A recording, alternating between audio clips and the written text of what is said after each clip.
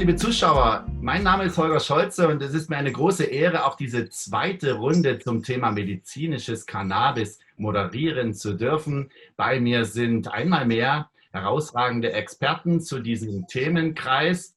Ich begrüße zum einen Herrn Dr. Wieland Schinnenburg. Er ist Mitglied des Bundestages für die FDP. Herzlich willkommen, Herr Dr. Schinnenburg. Ja, schön, dass ich bei Ihnen sein darf.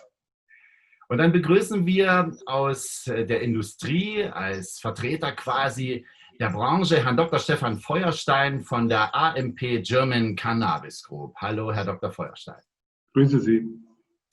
Herr Dr. Schinnenburg, wenn man sich mit Ihrem Lebenslauf beschäftigt, da fällt etwas sofort auf, nämlich, dass Sie nicht nur Zahnmedizin studiert, sondern auch als Zahnarzt praktiziert haben und zusätzlich auch noch ein Jurastudium absolviert haben an verschiedenen, auch international renommierten Universitäten, um dann sogar hier ebenfalls mit einer Anwaltskanzlei dann an den Start zu gehen. Also wie kommt es denn oder wie kam es denn zu dieser doch sehr außergewöhnlichen Kombination?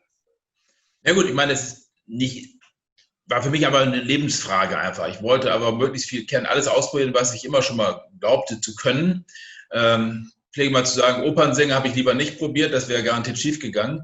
Aber ich habe ein Talent für Zahnmedizin, Talent für Jura und hatte halt eine Zahnarztpraxis, die es jetzt nicht mehr gibt. Bis vor 3 Jahren hatte ich die, gut 30 Jahre hatte ich die Zahnarztpraxis. Das war also eine sehr schöne Basis. Also es ist ein sehr interessanter Beruf, auch sehr anstrengender Beruf. Und Jura ist ja etwas ganz anderes und das fand ich spannend. Und zum anderen ist es so, wenn Sie heute im Gesundheitswesen tätig sind, brauchen Sie eigentlich einen Jurist, damit Sie nicht gleich vor die Hunde gehen, dann bin ich mit einer Person daneben.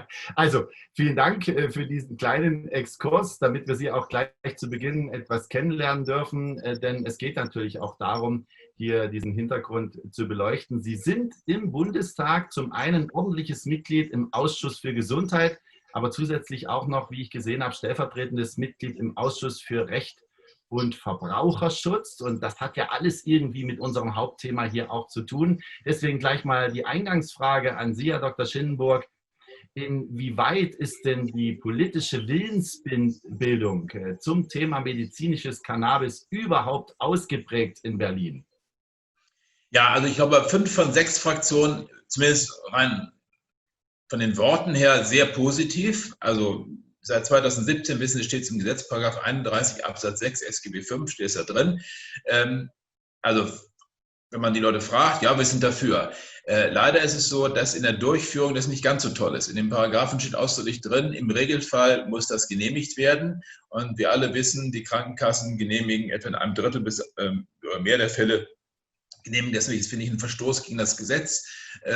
Das ist eine schlechte Sache, wir wollen das ändern. Also das darf nicht so bleiben und da sehe ich bisher keine Unterstützung bei CDU, CSU und SPD, also bei den Koalitionsfraktionen. Also FDP und Grüne sind da also ungefähr gleicher Meinung. Die Linken unterstützen das auch. AfD bin ich ehrlich gesagt überfragt, weiß ich nicht, aber generell 5 von 6 Fraktionen würden sagen, ja, wollen wir Medizinalcannabis, aber die Regierungsfraktionen tun eigentlich nichts dafür. Das ist das Problem. Wie ist es denn aus Ihrer Sicht überhaupt von der Herangehensweise? Wird das eher, sagen wir mal, aus Sicht der, in Anführungszeichen, Drogenproblematik diskutiert oder schon aus Sicht eines Betroffenen, eines Patienten, dem über medizinisches Cannabis hier ja auch an vielen Stellen geholfen werden könnte? Also welchen Blickwinkel nehmen hier die beteiligten Entscheidungsträger ein? Also die Profis kennen den Unterschied natürlich, aber ich erlebe permanent, ich bin ja auch Drogen- und suchtpolitischer Sprecher meiner Fraktion und ich muss immer sagen, pass mal auf, Cannabis hat 3 Qualitäten oder 3 Themen. Einmal das Genuss-Cannabis, Medizinalcannabis und dann kennen Sie die CBD-Produkte, kennen Sie auch. Aber unter allen 3 Fronten bin ich unzufrieden mit dem, was passiert. Das muss man wirklich streng trennen, das Medizinalcannabis vom Genuss-Cannabis. Und ich habe das unbestimmte Gefühl, verschiedene Personen, die beim Medizinalcannabis blockieren, das liegt daran, weil sie immer an das Genussmittel denken, was zunächst mal miteinander eigentlich überhaupt nichts zu tun hat. Und da versuche ich mich sehr anzustrengen, das mal zu differenzieren. Das sind also 3 verschiedene Einsatzgebiete von Cannabis und die darf man nicht miteinander verwechseln. Die haben miteinander zunächst mal gar nichts zu tun, außer dass ein ähnlicher Grundstoff verwendet wird. Das natürlich. Aber das wäre genauso, als wenn Sie zum Beispiel Autobenzin und Plastikgeschirr zusammenpacken. Wird beides aus Rohöl hergestellt, aber es wäre absurd, die in einen Topf zu werfen. Ja, interessanter Einblick. Herr Dr. Feuerstein, wie nehmen Sie das aus Ihrer Sicht der Industrie wahr, wie dort von politischer Seite über diese Grundthematik überhaupt diskutiert wird?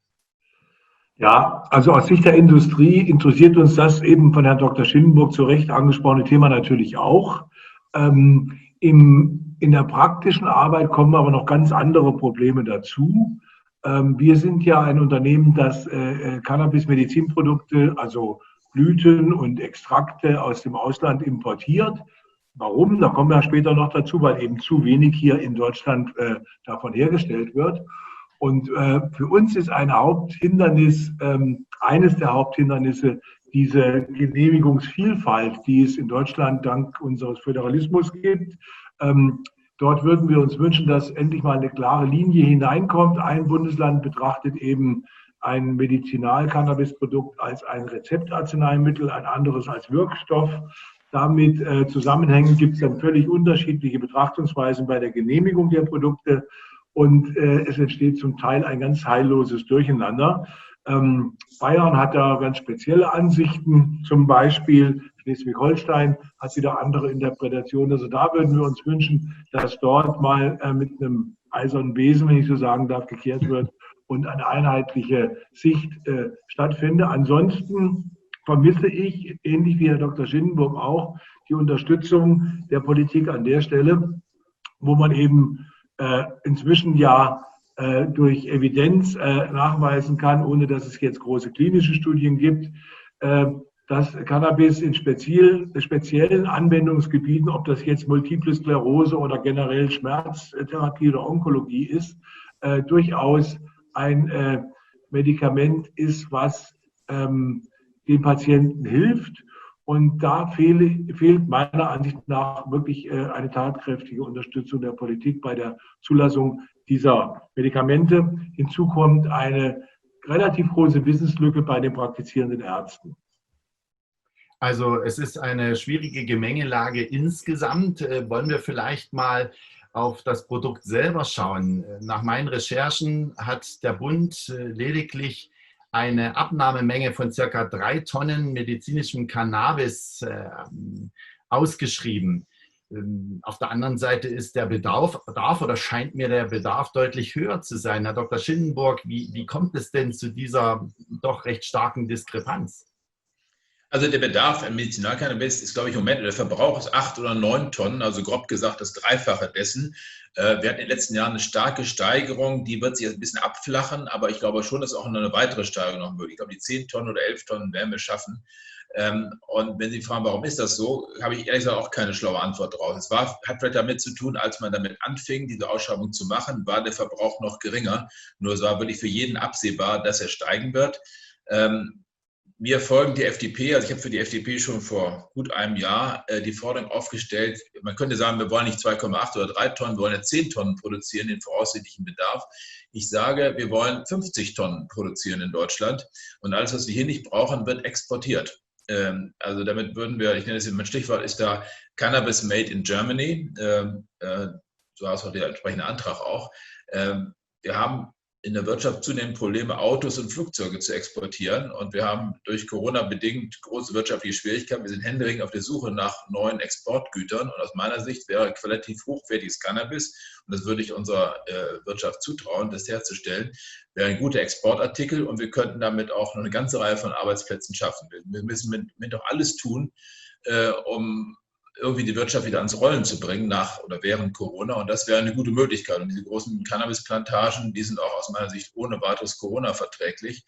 Also ich kann nur dringend fordern, wir werden morgen im Bundestag darüber diskutieren und da liegt der Antrag auch den Koalitionsfraktionen zur Abstimmung vor. Ich würde mich freuen, wenn Sie dem zustimmen würden. Ich befürchte, Sie tun es nicht.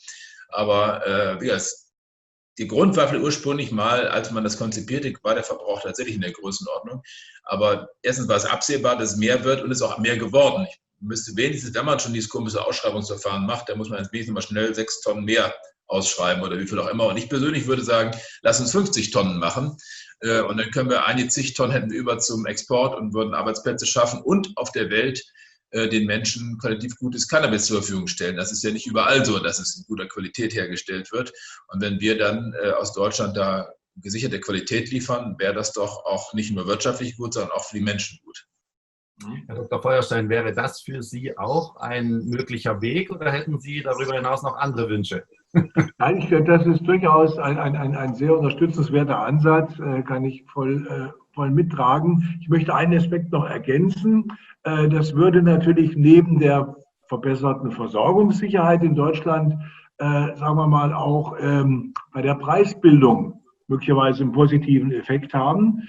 Im Moment wird der Markt ja in Deutschland, abgesehen von wenigen bisher importierten Produkten, also wenige sind es nicht, aber aus dem nicht-europäischen Ausland, meine ich, ist es relativ wenig. Aber ansonsten wird der Markt ja im Moment zum ganz großen Teil von einem namhaften niederländischen Unternehmen beherrscht, das natürlich auch die Preisführerschaft, um es mal nett auszudrücken, übernommen hat. Und das, was Herr Dr. Schindenburg anregt, würde nicht nur zur besseren Versorgungssicherheit, zu guten Exportergebnissen möglicherweise, aber vor allen Dingen auch zu einer Intensivierung des Preiswettbewerbs führen. Was ja schlussendlich auch aus der Sicht des Verbrauchers, eigentlich aus Sicht der Krankenkassen natürlich, zu begrüßen wäre. Herr Dr. Schindenburg, um mal ein bisschen die Prozesse zu beleuchten, würde mich von Ihnen interessieren, mal einen Blick zu werfen in die Cannabis-Agentur des Bundesinstituts für Arzneimittel und Medizinprodukte. Ein sperriger Begriff, aber viele können sich trotzdem einiges darunter vorstellen. Wie genau stellt man sich denn jetzt die Prozesse bezüglich der Planung und Versorgungssicherheit von medizinischem Cannabis durch diese Agentur vor? Ja, da muss ich meine Wort jetzt aus zwei Gründen sorgfältig wählen. Also erstmal weiß ich habe die noch nie besucht. Vielleicht sollte ich es mal machen, dass ich die mal besuche. Das ist der eine Grund. Der zweite Grund, wir wollen sie auch nicht vergrätzen. Also Sie mögen aus diesen sorgfältigen Politikerworten erkennen, dass ich da schon ein Problem sehe. Ich finde das ganze Thema ein bisschen merkwürdig. Ja, vergleichen Sie mal mit einem, jetzt will ich keine Werbung machen, vergleichen Sie mit Aspirin. Würde auch keiner auf die Idee kommen, eine Ausschreibung der Aspirinproduktion irgendwie durchzuführen. Die Firmen stellen Aspirin her und wenn sie zu viel hergestellt haben, ist deren Problem. Ja? Also wie muss man das planen? Würde keiner auf die Idee kommen, wir brauchen dieses Jahr nur 500.000 Aspirinpillchen und mehr werden nicht hergestellt. Kein Mensch käme auf diese Idee. Das ist ein klassisches unternehmerisches Risiko, dass man sich als Unternehmen vorher überlegt, wie viel werde ich vermutlich absetzen können. Und das würde ich hier auch andere übertragen. Das hat natürlich ein bisschen zu tun mit der Rechtslage. Es gibt diese berühmte Single Convention von 1961, wo ganz viele Länder, unter anderem Deutschland, sich verpflichtet haben, das alles ein bisschen zu regulieren. Da gibt es aber Länder, Sie haben es ja erwähnt, Kanada und die Niederlande, die sind auch Mitglied dieses Abkommens und die haben es ja auch geschafft. Also wenn man schon eine Agentur hat, dann muss die wenigstens etwas kreativer arbeiten. So. Herr Dr. Feuerstein, vielleicht gehen wir noch mal einen Schritt weiter. Wie zu vernehmen war, fordern die Grünen die Abschaffung des sogenannten Genehmigungsvorbehalts bei medizinischem Cannabis. Klingt jetzt erstmal nicht so schlecht für die Wirtschaft, für Mediziner und natürlich auch die Patienten. Aber was verbirgt sich dahinter, beziehungsweise wie stehen Sie dazu? Also ich meine, ich denke, ein generelles Abschaffen des Genehmigungsvorbehalts wäre schon ein sehr, sehr weitgehender Schritt. Ich bin da auch ehrlich gesagt kein Experte. Ich würde mir zunächst mal wünschen, ich habe das vorhin angedeutet, dass mehr dafür getan wird. Wir selber versuchen das auch zu unterstützen, die sogenannten Informationsveranstaltungen mit Ärzten oder Apotheker. Zunächst erstmal überhaupt den Wissensstand bei den Ärzten, die diese Medikamente verschreiben sollen, möchten, können, den Wissensstand zu erhöhen. Also unser Eindruck ist, dass dort ein großer Nachholbedarf ist.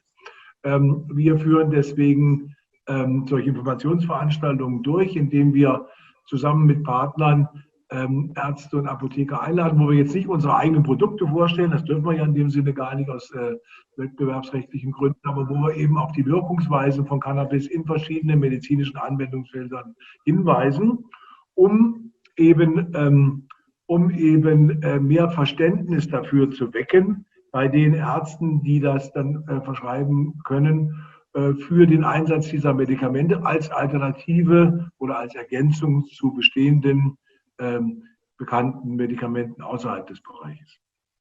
Herr Dr. Schindenburg, wie stehen Sie zu dem Vorschlag der Grünen? Das ist natürlich immer ein bisschen schwierig, wenn man von einer anderen Partei kommt, sich der Sache zu nähern oder zunächst mal zu fragen, was will denn diese konkurrierende Partei? Also wie geht ein Politiker mit sowas um?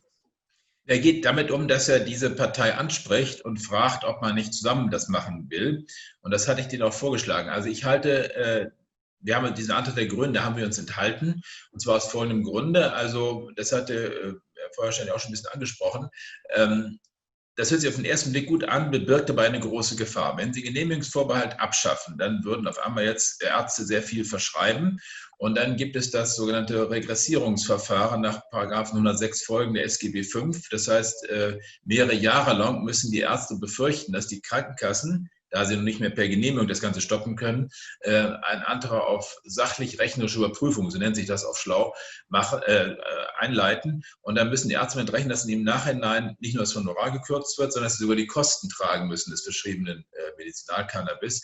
Ein enormes Risiko. Sobald das ein paar Mal passiert ist, mit 2 Jahren wäre es toll. Ja, 2 Jahre würde super viel Umsatz sein, aber dann würde die Sache in sich zusammenbrechen. Wenn mir Meldungen kommen, oh, Ärzte haben Tausende von Euro zurückzahlen müssen, dann wird keiner es mehr verschreiben.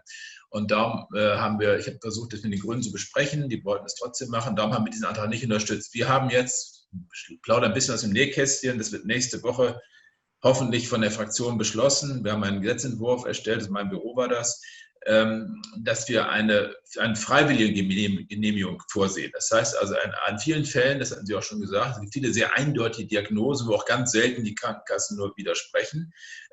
Da wird dann ohne Genehmigung gearbeitet. Aber wenn der Arzt das Gefühl hat, na gut, hier könnte mir ein Regress passieren, dann beantrage ich von mir aus eine Genehmigung. Und wenn die Genehmigung dann erteilt wird, dann ist ein Regress ausgeschlossen. Also das ist das Konzept der FDP. Das wird also in 6 Tagen, hoffe ich, wenn die Fraktionen dem zustimmen, die ganzen Ausschüsse, Arbeitskreise haben dem schon zugestimmt, wird also in der nächsten Woche werden Sie davon lesen, dass wir also diese Verfahren machen. Dahinter steckt natürlich meine langjährige Erfahrung als Fachanwalt für Medizinrecht. Ich habe also viele Zahnärzte vertreten, die zwar nicht bei Cannabis, aber anderen Themen genau das Problem hatten. Da ist auf einmal dann regressiert worden. Und darum möchte ich also den Krankenkassen schon eine Gelegenheit geben, wenn sie denn wollen, Genehmigung oder Nicht-Genehmigung, aber wenn sie es mal genehmigt haben, muss es auch so sein, dass dann ein Regress ausgeschlossen ist. Das haben wir in Gesetzesform gegossen, in Form eines mehrseitigen Antrags, und der ist fast fertig mit der fraktionsinternen Abstimmung. Nächsten Dienstag, hoffe ich, wird es beschlossen. Aber das sagen Sie nicht weiter. Wir sind ja unter uns sozusagen. Sozusagen, ja, aber es ist offensichtlich Bewegung drin. Das ist ja schon mal festzuhalten. Ich habe aber bei Ihnen jetzt, bei beiden übrigens, in dem Gespräch schon eine gewisse Kritik an dem aktuellen Vergabeverfahren herausgehört. Auch der Abnahmepreis bei medizinischem Cannabis ist an das losgebundene Vergabeverfahren gekoppelt. Wie stehen Sie denn dazu? Ist das Modell überhaupt geeignet, um die Versorgung und Planungssicherheit bei den Beteiligten zu garantieren, sicherzustellen? Fangen wir bei Herrn Dr. Schindenburg an, ja. Also Planungssicherheit für die betroffenen Unternehmen schon. Also wer eins von diesen Losen gewonnen hat, der hat durch die Sicherheit, es wird ihm dann auch abgenommen, sofern er die Qualität erreicht. Aber die wichtige Planungssicherheit ist ja für die betroffenen Menschen, also für die Menschen, die Medizinalcannabis konsumieren wollen. Und das ist natürlich nicht gewährleistet. Denn wir werden in der Tat, diese grob gesagt 3 Tonnen, von denen Sie sprachen, die werden im Prinzip hergestellt. Im Prinzip, es sollte eigentlich in diesen Tagen das erste Cannabis in Deutschland geerntet werden. Durch Corona ist nochmal wieder verschoben worden. Wir haben also nach wie vor nicht über 3 Tonnen, sondern 0 Tonnen nach wie vor. Ich hoffe, es ändert sich bald. Also für die Betroffenen gibt es eben keine Planungssicherheit, weil wir, abgesehen von den 3 Tonnen, allen Mehrbedarf müssen wir importieren. Und Sie werden sicher verfolgt haben, dass die sogenannte Legalisierung von Cannabis in verschiedenen Ländern stark voranschreitet und damit auch der Verbrauch von Cannabis. Ich bin mir nicht ganz sicher, ob Kanada, Israel und andere uns auf Dauer die Mengen Cannabis liefern können und wollen, die wir brauchen. Also ich glaube, dieses Verfahren ist nicht geeignet, wohl für die Unternehmen, die das gewonnen haben. Die sind ganz gut dran, nicht? Aber für die, was eigentlich wichtig, für Versorgung der Patienten, das ist aus meiner Sicht dadurch nicht gesichert.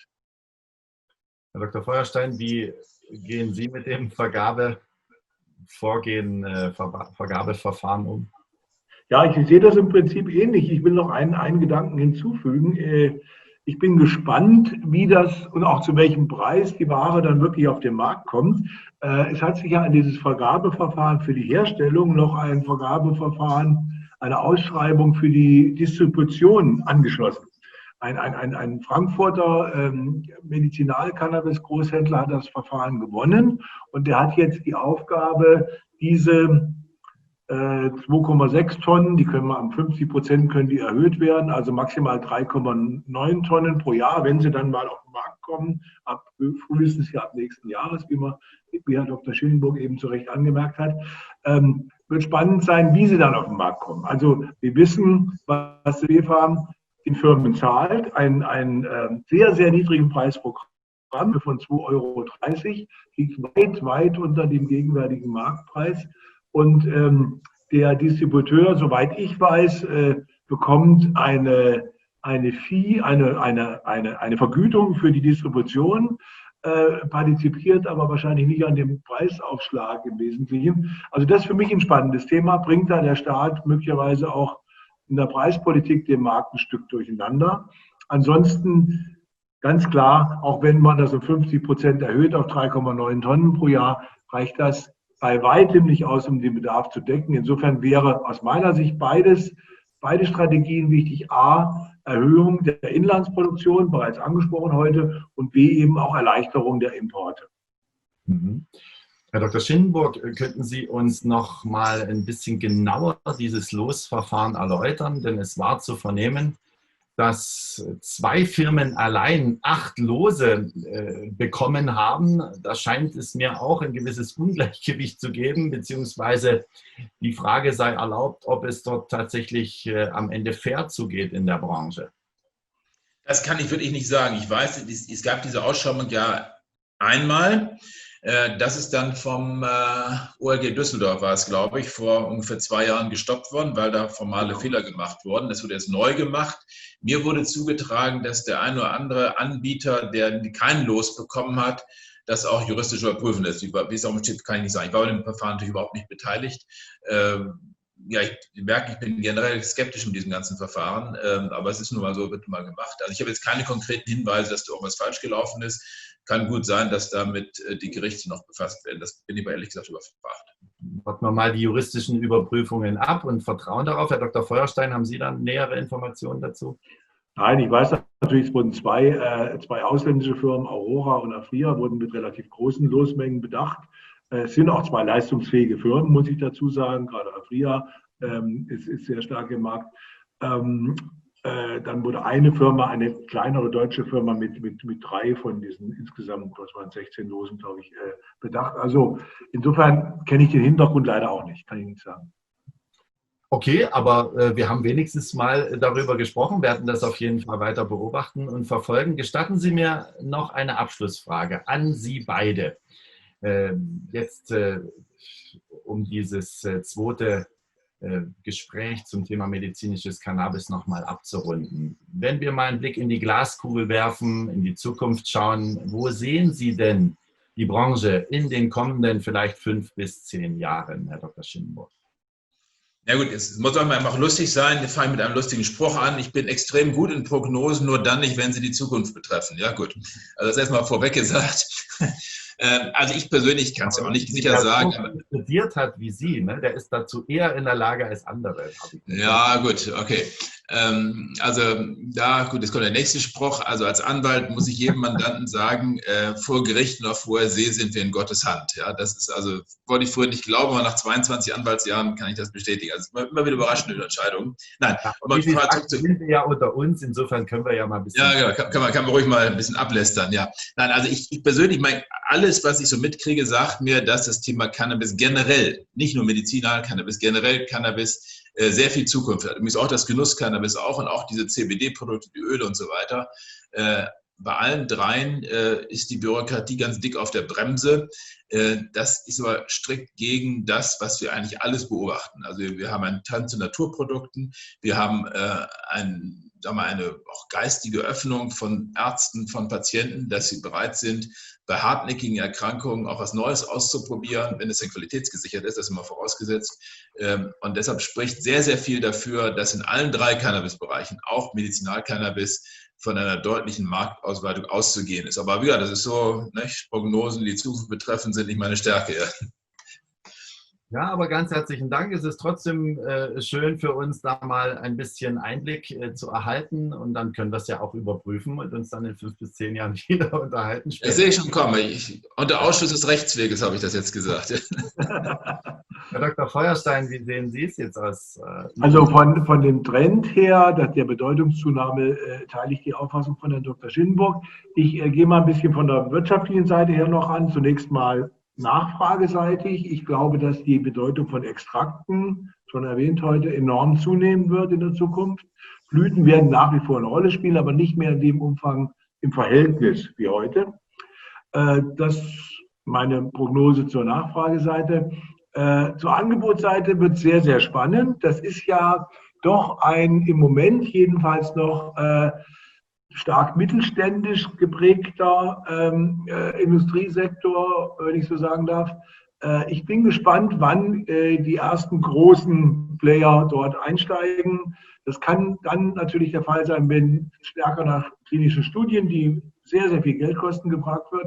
Ein Indiz dafür, dass große Unternehmen sich engagieren werden, ist die Tatsache, dass zum Beispiel eine Firma wie Stada, die ja bekanntermaßen sich bisher mehr mit Generika beschäftigt hat, vor 1-2 Wochen mit einem australischen Extraktehersteller einen Liefervertrag abgeschlossen hat. Das ging auch durch die Presse. Und das ist nach meinen Kenntnissen das erste größere Pharmaunternehmen in Deutschland, was sich dem Thema Medizinalcannabis genähert hat. Da werden sicherlich andere große Player folgen und da muss sich der Mittelstand, wir sind ein Mittelständler, warm anziehen. Wir bleiben ohnehin an diesem Thema dran, werden diese Gesprächsrunden regelmäßig weiter fortsetzen. So ist es zumindest geplant, natürlich auch für die interessierten Zuschauer. Und im Namen dieser bedanke ich mich ganz herzlich bei Ihnen, lieber Herr Dr. Schindenburg, und bei Ihnen, lieber Herr Dr. Feuerstein, für die interessanten Einblicke und Auskünfte. Ich weiß, Sie müssen jetzt gleich zu Ihren nächsten Terminen. Wir wollen Sie nicht aufhalten, bedanken uns aber ganz, ganz herzlich für Ihre Zeit. Herzlichen Dank. Ja, vielen Dank für die Einladung. Danke Ihnen auch. Alles Gute. Und liebe Zuschauer, wir sehen uns dann hier mit anderen oder weiteren interessanten Gesprächspartnern demnächst wieder zum Thema medizinisches Cannabis. Herzlichen Dank und alles Gute.